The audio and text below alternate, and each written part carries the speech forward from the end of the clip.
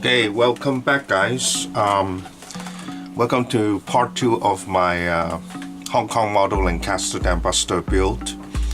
And to start this part will be part 4 or step 4 or from the instruction. And I will be keep on building, following step by step until I get tired, I guess. And here we start. This is step 4, and it calls for some parts from the X sprue. So I'm gonna cut them out and start assemble them. And I'll shut my voice up and build the damn thing.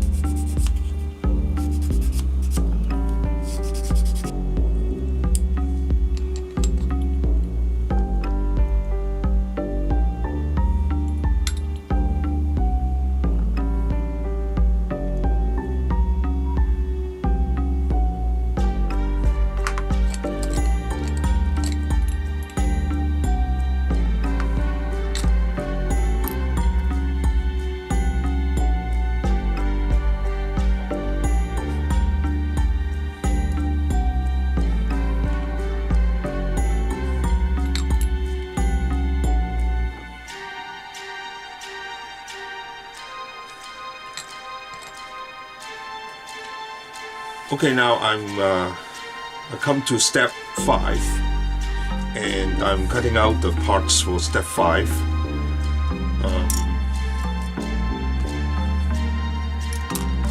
Usually I get rid of some of the sprue that gets in the way when I cut out my parts. So here are the parts that I need for step 5.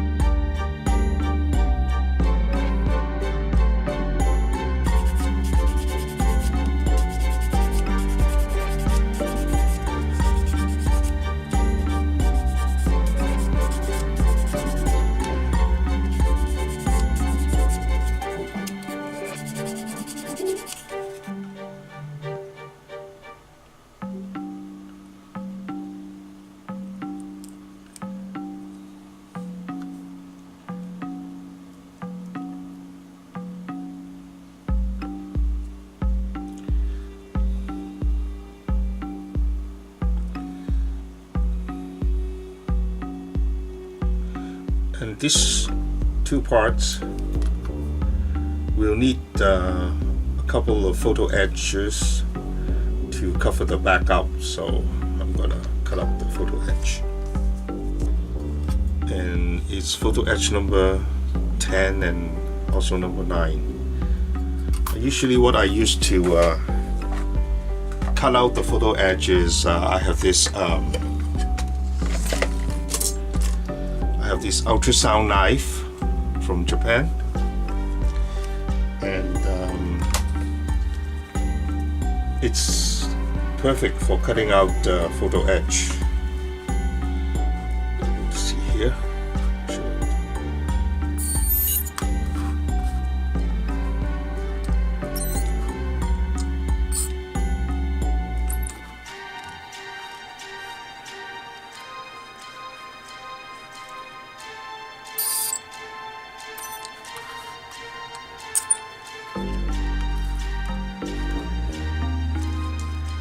And then after I've cut them out, I have this operation forceps from the hospital. The teeth of the tongs had been filed away, so it's a smooth surface. And I use this to hold the photo etch piece. Can lock it, clamp it quite tightly in place, and then I can use first of all I can start cleaning up the gate with photo etch cutter. So this is the photo etch cutter from Ceron. This is the old version with shorter cutting edge. I like this one better than the new one. The new one has really long cutting edge, and I feel like this is a better control one. And after I trim off the gate, see how tightly this forceps can hold the photo etch piece.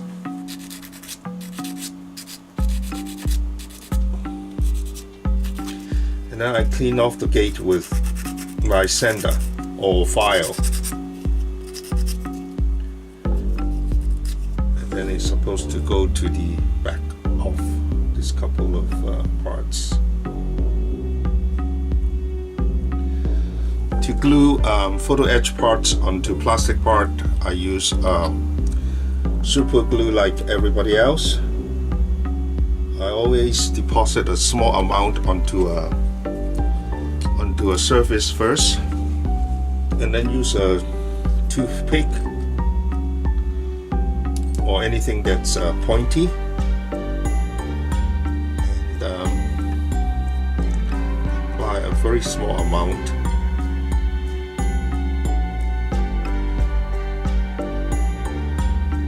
Onto the place where the part is supposed to go on. Just put it on.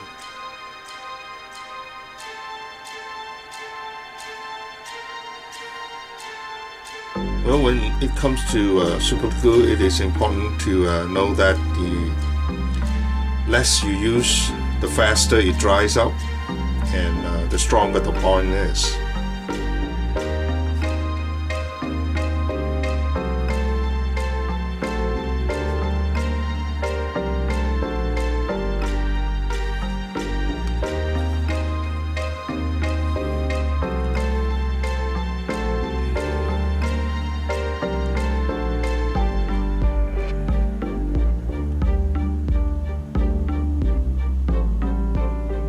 See how fast it's dry? It's dry already.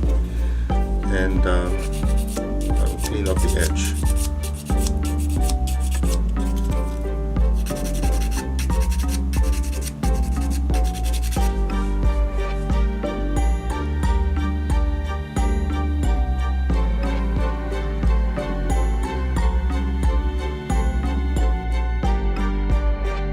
I apply glue on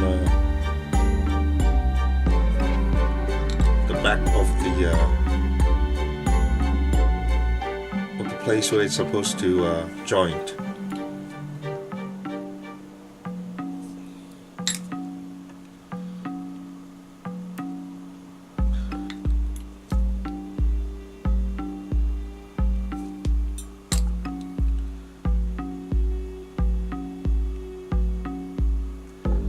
After looking at the instruction, I realized that this part really should go at an angle like this. So it's important that you have it flush.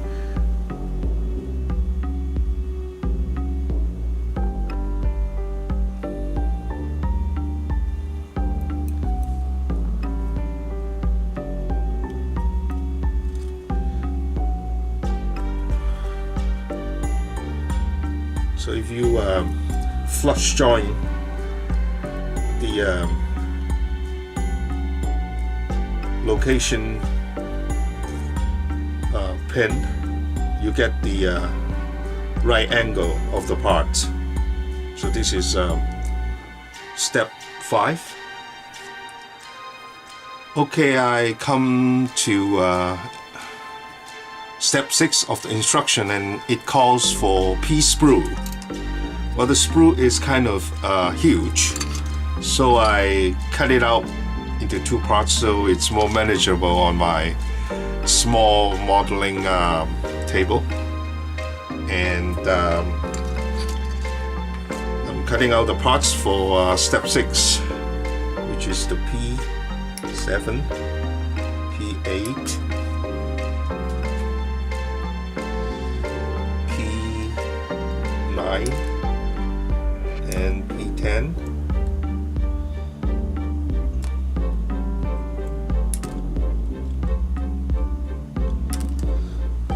Make sure part 9 and 10 and part 8 and 7 are together, because they're supposed to go with each other. And then I need part P14.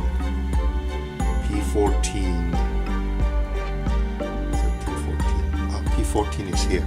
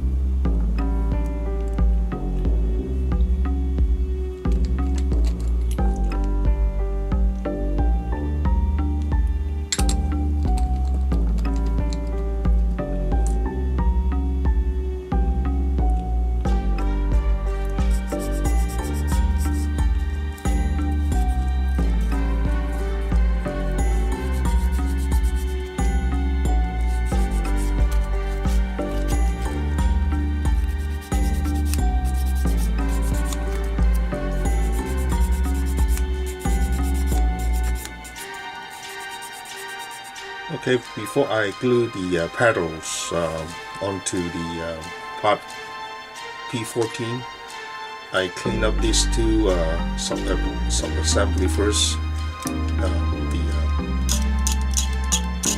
Clean off the molding line, especially the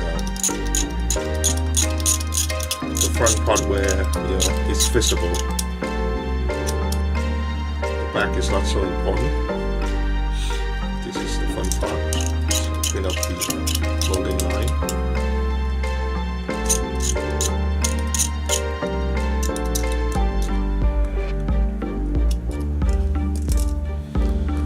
Then make sure you follow the instruction. Part 9 and 10 goes in here.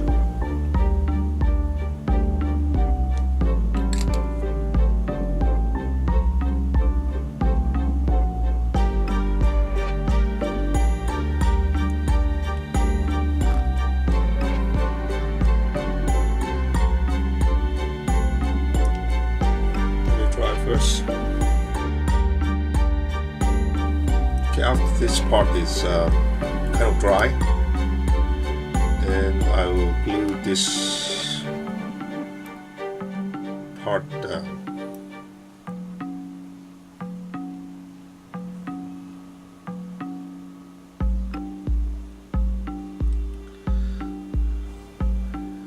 Then I'll glue the part 7 and 8 sub-assembly on.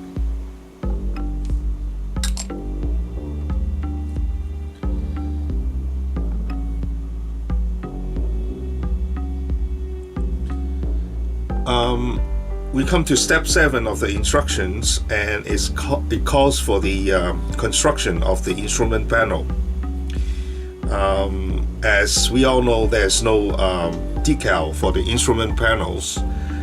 I can't resist. I just cannot resist to make my own instrument panel details.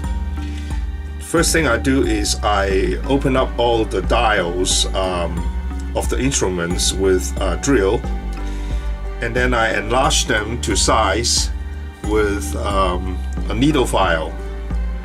I have this very small needle file that I got from when I visit Japan, and they came in 3 different sizes. This one I think is 0.8 mm, and the other 2 sizes are 1 mm and 1.2 mm. And for this particular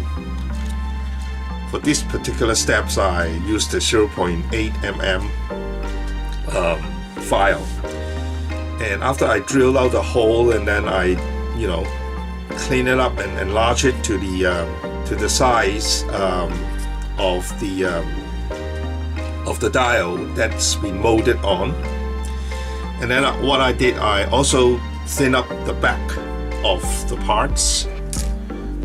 Okay, next thing I do is I cut out a piece of plastic card and make sure it's larger than the instrument panel, and then I stick the plastic card at the back of the instrument panel with double-sided tape.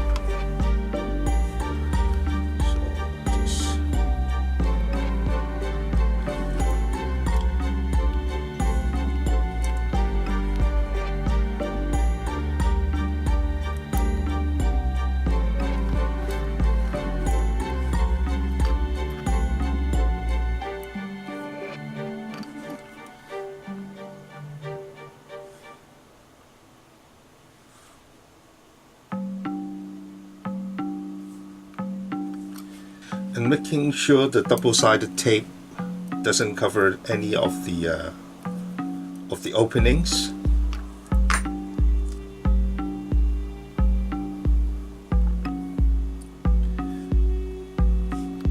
Maybe one more piece here for this edge.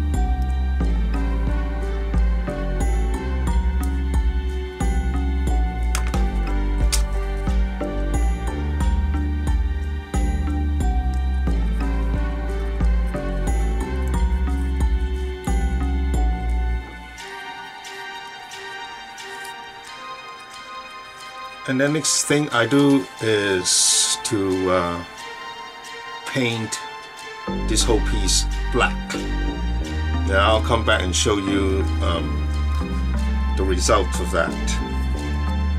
Okay, here's after I paint the instrument panel with the backing plastic card, and I always use servicer from Mk.III, and other than gray color, they also have this black 1500 grit black primer, or they call it servicer. And I mixed it with, I thinned it with lacquer thinner so the paint will dry fast as it hit the surface of the part. And when I peel off the backing, there you have all the locations of the dials. And what I am going to do is to scan this with a scanner, and then using some photographic software in my computer to place the different dials into the same location. And hopefully when I after I done that and print it out on a piece of photographic paper, it'll give a really nice result with the correct dial at the correct location, and matching the holes or the openings I've opened on the instrument panel. Obviously this will take a while to do, so I will keep you posted on my future video and how the result turns out, and I'll proceed with other steps now. Okay, other than the instrument panel, I have finished step 4 to 8, and this is how all those components look like. And let's have a look at them closely one by one. Here is the complete component from step 4.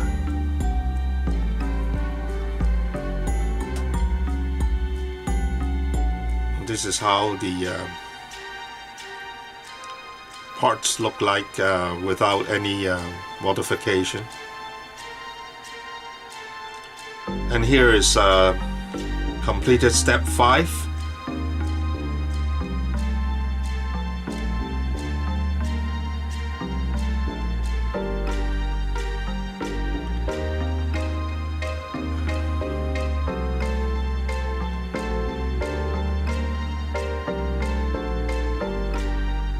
Completed step 6.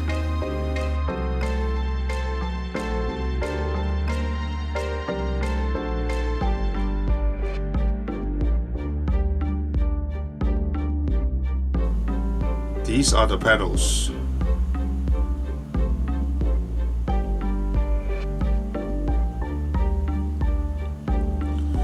Well, I'm skipping step 7 because it was the instrument panel, which gonna be a bit more complicated, and I'll come back to it later.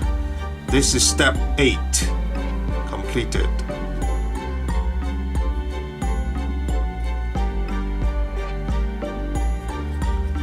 The back has some details on it.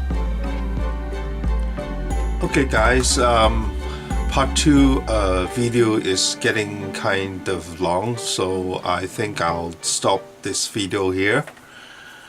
For part 3, I will come back with the end result of my try on detailing the instrument panel, and then we'll construct the rest of the interior and getting it ready to fit into the fuselage. So thanks for watching guys, and I'll see you in part 3. Bye bye.